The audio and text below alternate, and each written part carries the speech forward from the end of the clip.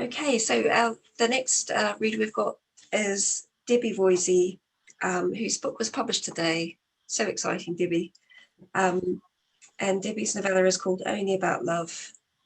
It's her first published book, although she's had short stories and flash fiction printed in several anthologies, online and in print. Debbi runs online creative writing workshops and writing courses, as well as mentoring one-to-one with writers at all levels and abilities. Later this year, we'll see the publication of her second novella in flash, The 1025, and that's been published by Flash, the International Short Story Press. And actually tonight is a double celebration for Debbi, because it's her 32nd wedding anniversary. So huge congratulations to Debbi. Thank you. Oh, thank you very much, Emma. It's really exciting. Thank you everybody for coming along tonight. This novella in flash was written when I realised I had several flash fictions written around the same subject when my father was ill and when he passed away.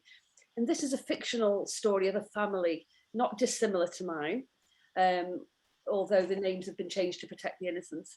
And this is, I want to read three short chapters from it. One from the beginning when Frank meets his wife, one from the middle when he's with his children, and one from towards the end. So this first one is called The Future. Her fingers were cold.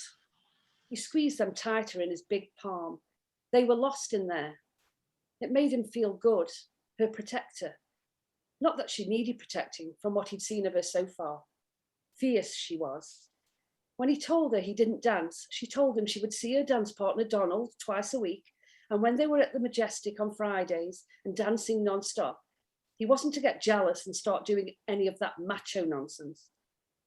Okay, Liz, he'd said, incapable of any more words, incapable of feeling anything except a thudding heart, which meant the start of something, even though he didn't know what.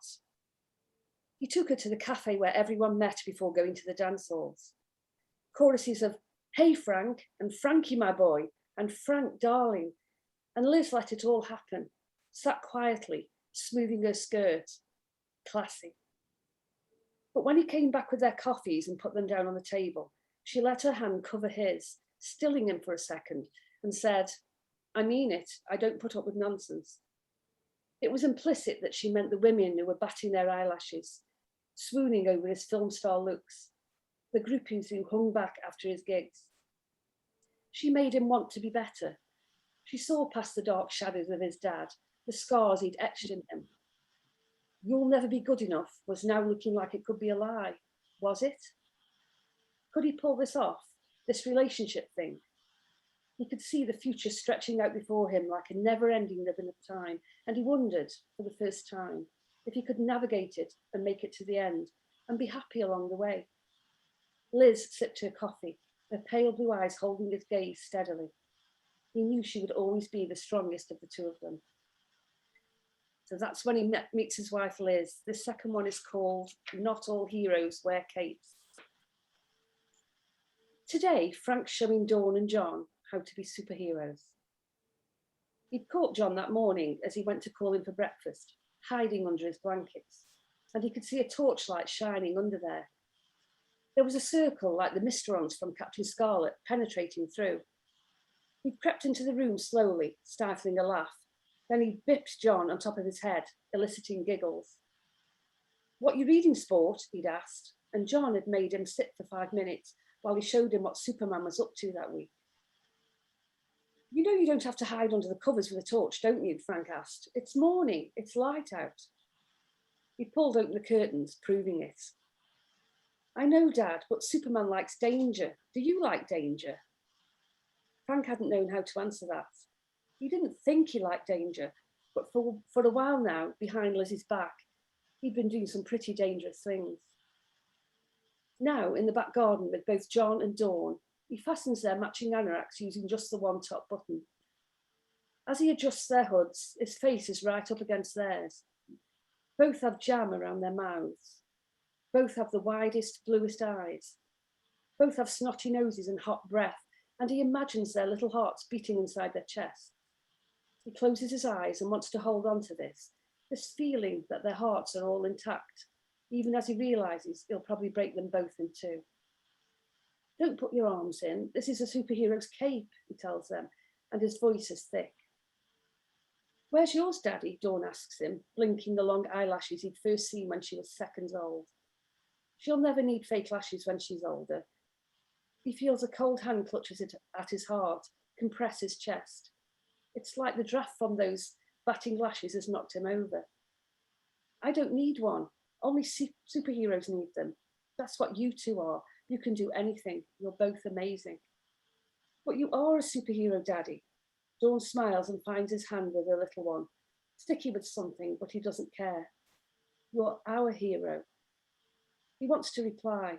He wants to tell them they shouldn't look up to a man like him, a weak man. But he doesn't, because being strong in their eyes is all he has left. And finally, towards the end, the title chapter, Only About Love. When you shave him, he moves his mouth and face around like he's chewing an invisible sweet. He offers up his neck with absolute trust.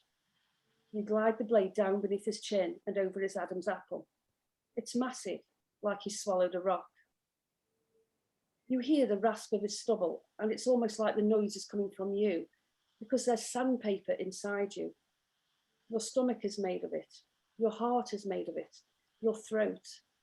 Your insides have been transformed into a million tiny pieces of rock. He can no longer speak, but words are unnecessary. Life is now simple in its cruelty. He once cared for you, and now you're caring for him. Each touch of your fingers on his skin reminds him that love still exists. You want all his waking thoughts from now on to be only about love. Thank you. Oh, Debbi, thank you so much. That was really wonderful. And I'm very glad that you read that last piece as well, which is so much at the centre of the book, isn't it? It's, wonderful and interesting about novella and flesh coming at this life over a lifetime from so many different angles. It's really, we'll talk about that some more later. And I've just got to say, I'm really enjoying hearing all the writers reading their work, because when you read as a reader, you hear a voice in your head, or I do anyway, and I hear the book, but hearing you read them again yourselves, you just find different things in them as well. It's just really great. So thank you all for reading.